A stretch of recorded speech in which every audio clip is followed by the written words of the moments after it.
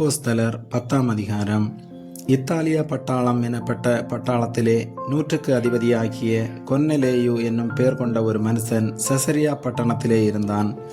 அவன் தேவ பக்தி உள்ளவனும் தன் வீட்டார் அனைவரோடும் தேவனுக்கு பயந்தவனுமாயிருந்து ஜனங்களுக்கு மிகுந்த தருமங்களை செய்து எப்பொழுதும் தேவனை நோக்கி ஜெபம் பண்ணி கொண்டிருந்தான்.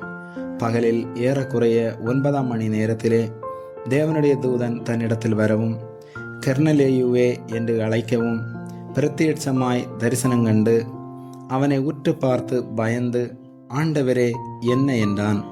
அப்பொழுது அவன், உன் ஜெபங்களும் உன் தருமங்களும் தேவனுக்கு நினைப்பூட்டுதலாக அவர் சன்னதியில் வந்தட்டி இருக்கிறது.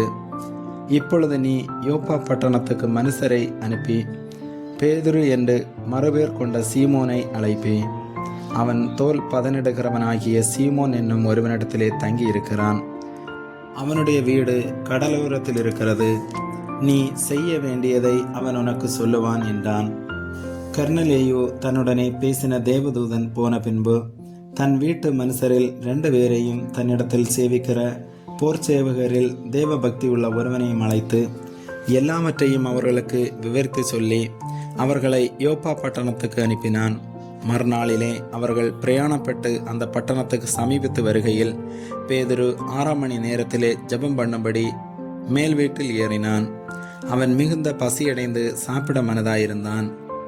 அதற்கு அவர்கள் ஆயத்தம் பண்ணுகையில் அவன் ஞான திருஷ்டியடைந்து வானம் திறந்திருக்கிறதாகவும் 4 முனைகளும் கட்டப்பட்ட பெரிய துப்பட்டியைப் போல ஒரு விதமான கூடு தன்னிடத்தில் இறங்கி தரையில் விடப்பட்டிருக்கிறதாகவும் அதிலே பூமியிலுள்ள சகல விதமான 4 கால் ஜீவன்களும் காட்டு மிருகங்களும் ஊரும் பிராணிகளும் ஆகாயத்து பறவைகளும் இருக்கிறதாகவும் கண்டான். அல்லாமலும் பேதுருவே, எழுந்திரு, அடித்து புசி என்று அவனுக்கு சொல்லும் ஒரு சத்தம் உண்டாயிற்று. அதற்கு பேதுரு, அப்படியல்ல ஆண்டவரே, தீட்டும் அசுத்தவுமாயிருக்கிற யாதொன்றையும் நான் ஒரு காலம் புசித்ததில்லை என்றான். அப்பொழுது தேவன், சுத்தமாக்கினவைகளை நீ தீட்டாக எண்ணாதே என்று 2ஆம் தரமும் சத்தம் அவனுக்கு உண்டாயிற்று. 3ஆம் தரமும் அப்படியே உண்டாயிற்று. பின்பு அந்த கூடு திரும்ப வானத்துக்கு எடுத்துக்கொள்ளப்பட்டது. அப்பொழுது பேதுரு தான் கண்ட தரிசனத்தை குறித்து தனக்குள்ளே சந்தேகப்படுகையில், இதோ கொர்நெலேயுவினால் அனுப்பப்பட்ட மனுஷர்கள் சீமோனுடைய வீட்டை விசாரித்து கொண்டு வாசற்படியிலே வந்து நின்று, பேதுரு என்று மறுபேர் கொண்ட சீமோன் இங்கே தங்கி இருக்கிறாரா என்று கேட்டார்கள். பேதுரு அந்த தரிசனத்தை குறித்து சிந்தனை பண்ணி கொண்டிருக்கையில் ஆவியானவர், இதோ 3 மனுஷர் உன்னை தேடுகிறார்கள். நீ எழுந்து இறங்கி ஒன்றுக்கும் சந்தேகப்படாமல் அவர்களுடனே கூட போ, நானே அவர்களை அனுப்பினேன் என்று அவனுக்கு சொன்னார். அப்பொழுது பேதுரு கொர்நெலேயுவினால் தன்னிடத்தில் அனுப்பப்பட்ட மனுஷரிடத்திற்கு இறங்கி போய், இதோ நீங்கள் தேடுகிறவன் நான் தான், நீங்கள் வந்திருக்கிற காரியம் என்ன என்றான். அதற்கு அவர்கள், நீதிமானும் தேவனுக்கு பயப்படுகிறவரும் யூத ஜனங்கள் எல்லாரும் நல்லவர் என்று சாட்சி பெற்றவருமாகிய கொர்நெலேயு என்னும் 100க்கு அதிபதி உம்மை தம்முடைய வீட்டுக்கு அழைப்பித்து உம்மால் சொல்லப்படும் வார்த்தைகளை கேட்கும்படி பரிசுத்த தூதனாலே தேவத்தனமாய் கட்டளை பெற்றார் என்றார்கள்.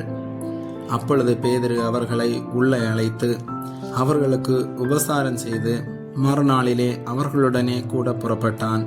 யோப்பா பட்டணத்தாராகிய சகோதரரில் சிலரும் அவனுடனே கூட போனார்கள். மறுநாளிலே செசரியா பட்டணத்தில் பிரவேசித்தார்கள்.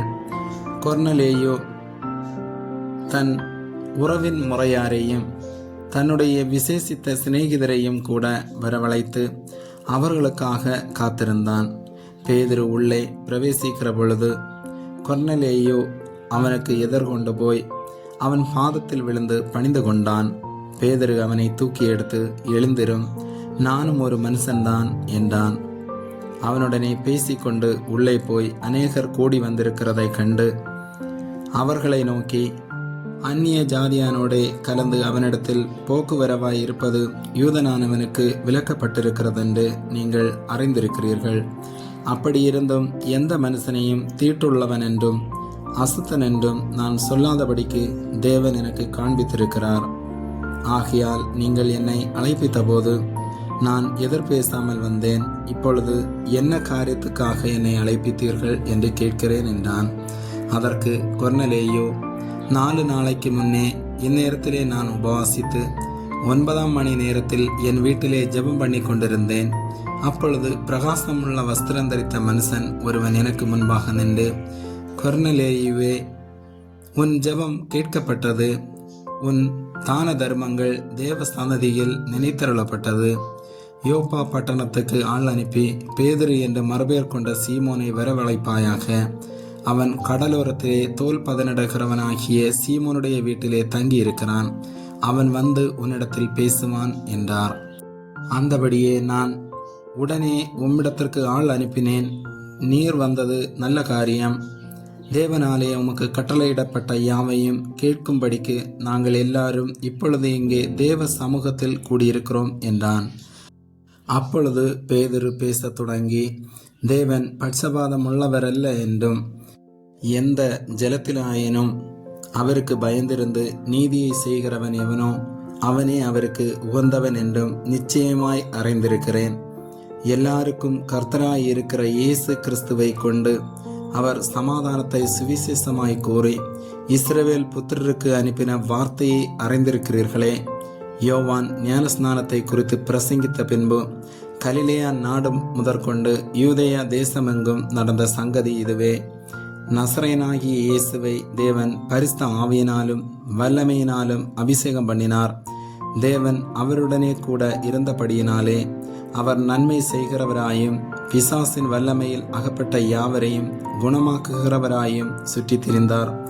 யூதருடைய தேசத்திலும் எருசலேமிலும் அவர் செய்தவைகள் எல்லாவற்றிற்கும் நாங்கள் சாட்சிகளாயிருக்கிறோம். அவரை மரத்திலே தூக்கி கொலை செய்தார்கள். 3ஆம் நாளிலே தேவன் அவரை எழுப்பி பிரத்யட்சமாய் காணும்படி செய்தார். ஆயினும் எல்லா ஜனங்களுக்கும் பிரத்யட்சமாகும்படி செய்யாமல் அவர் மரித்தோர்ந்தெழுந்த பின்பு அவரோடே புசித்து குடித்தவர்களும் தேவனால் முன்பு நியமிக்கப்பட்ட சாட்சிகளுமாகிய எங்களுக்கு பிரத்யட்சமாகும்படி செய்தார். அன்றியும் அவரே உயிரோடு இருக்கிறவர்களுக்கும் மரித்தோர்களுக்கும் தேவனால் ஏற்படுத்தப்பட்ட நியாயாதிபதி என்று ஜனங்களுக்கு பிரசங்கிக்கவும் சாட்சியாக ஒப்புவிக்கவும் அவரை எங்களுக்கு கட்டளையிட்டார். அவரை விசுவாசிக்கிறவன் எவனோ அவன் அவருடைய நாமத்தினாலே பாவ மன்னிப்பை பெறுவான் என்று தீர்க்கதரிசிகள் எல்லாரும் அவரை குறித்தே சாட்சி கொடுக்கிறார்கள் என்றான்.